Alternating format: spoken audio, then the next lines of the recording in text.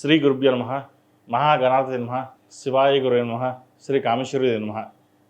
నేను మీ సోమేశ్వర శర్మ. మేషం నుండి మీనం వరకు ఉన్నటువంటి రాశి ఫలితాలు నా పరిజ్ఞానం సహకరించిన మేరకు ఈ వారం రాశి ఫలితాలను తెలియజేస్తాను. ఈ రాశి ఫలితాలు ఈ నెల 22వ తేదీ నుండి 28వ తేదీ వరకు వర్తిస్తాయి.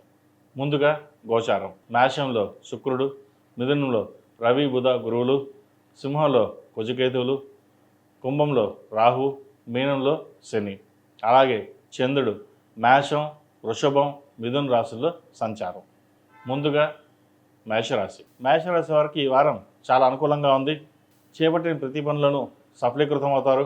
భాగస్వామ్య వ్యాపారం కావచ్చు, వ్యాపారపరంగా కావచ్చు, ఉద్యోగపరంగా కావచ్చు, మంచి సానుకూల పరిస్థితి గోచరిస్తోంది. రావాల్సిన ధనం చేతికి అందుతుంది. ఎప్పుడో స్థిరాస్తులు కొనుగోలు చేసిన స్థిరాస్తుల విలువ పెరగడం, వాటిని అమ్మడం అటువంటివి జరుగుతుంటాయి. అయితే ఏదైనా అమ్మేటప్పుడు అవసరమైతే తప్ప అమ్మకుండా ఉండడం చెప్పదగినది. స్థిరాస్తిని పెంచే విధంగా ప్రయత్నాలు ప్రారంభించండి. మంచి ఫలితాలు సంప్రాప్తిస్తాయి. లోన్లకు సంబంధించి, క్రెడిట్ కార్డులకు సంబంధించి విషయ వ్యవహారాల్లో చాలా దూరంగా ఉండడం, షూరిటీ సంతకాలకి దూరంగా ఉండడం చెప్పదగిన సూచన. మనసు చంచలత్వంగా ఉంటుంది.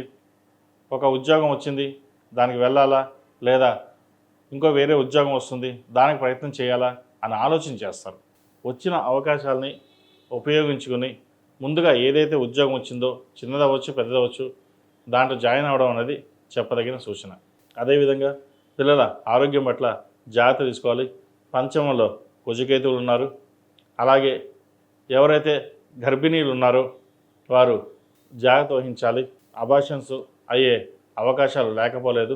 కాబట్టి ఆరోగ్యం పట్ల చాలా శ్రద్ధ వహించడం, సుబ్రహ్మణ్య స్వామికి అభిషేకాలు చేయడం, సుబ్రహ్మణ్య అష్టోత్తరం పఠించడం చెప్పదగిన సూచన. దూర ప్రాంతాల ప్రయాణాలు చేయవలసి వస్తుంది. అవసరమైతే తప్ప ప్రయాణాలు చేయకుండా ఉండడం చెప్పదగినది. వాక్చాతుర్యం వల్ల నలుగురిలోనూ మెప్పించగలుగుతారు. దూర ప్రాంత ప్రయాణాలు కావచ్చు, విదేశీ వ్యవహారాలు కావచ్చు సానుకూలపడతాయి.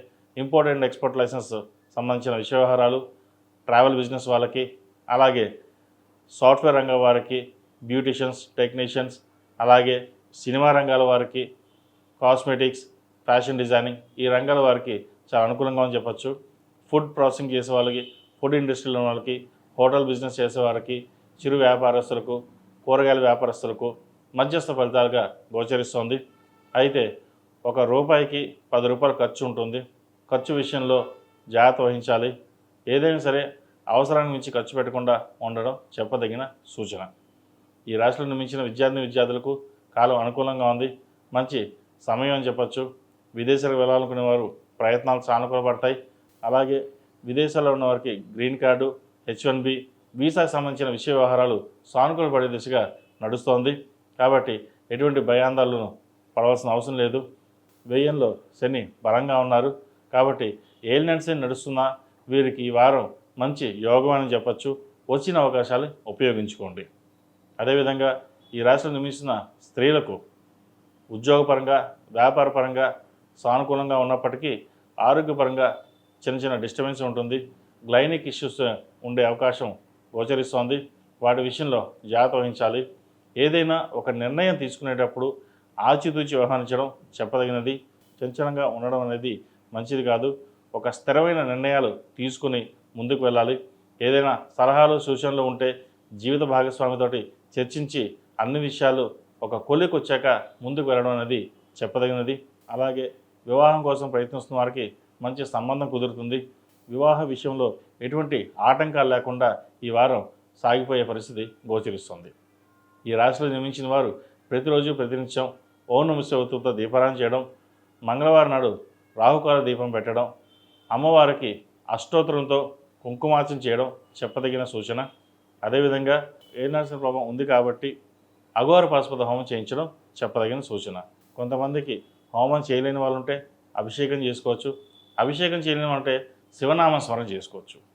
ఏదైనా మనకు తగ్గట్టుగా మనం చేసుకోవడం చెప్పదగినది. దాని ద్వారా మంచి ఫలితాలు సంప్రాప్తిస్తాయి. ఈ రాశిలో జన్మించిన వారికి కలిసి వచ్చే సంఖ్య 3, కలిసి వచ్చే రంగు తెలుపు. ఏదైనా పని మీద బయటకు వెళ్ళేటప్పుడు సోమవారం కానీ శుక్రవారం కానీ వెళ్ళండి, మంచి ఫలితాలు సంప్రాప్తిస్తాయి.